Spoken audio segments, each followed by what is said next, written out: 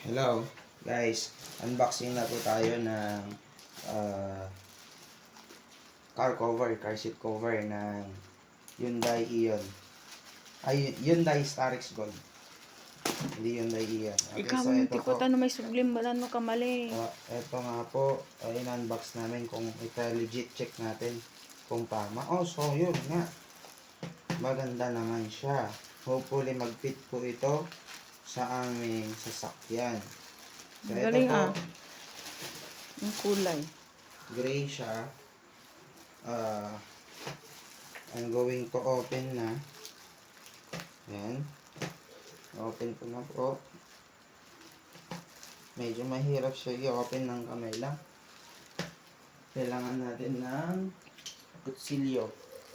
Hindi. Kakamayin ko na lang. Medyo malakas pa tayo.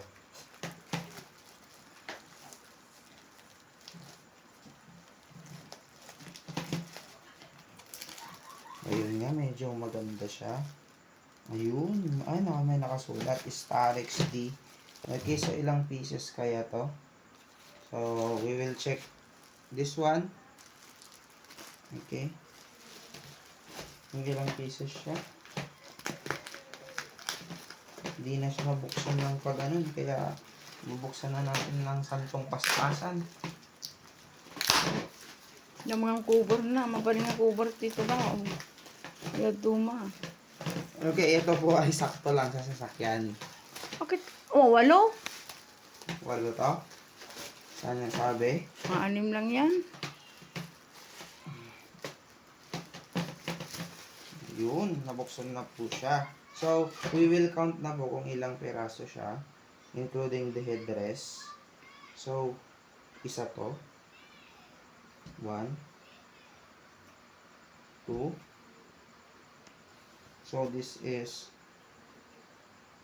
3, 4, 5, 6,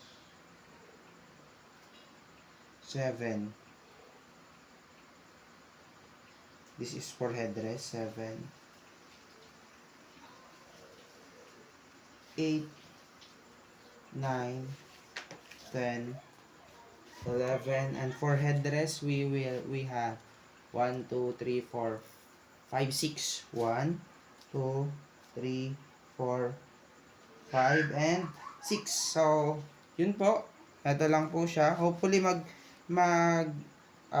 fit po siya ng maayos. Okay? Hanggang dito lang po. Bukas, ikakan po natin. Ating itatry kung talaga mag-fit.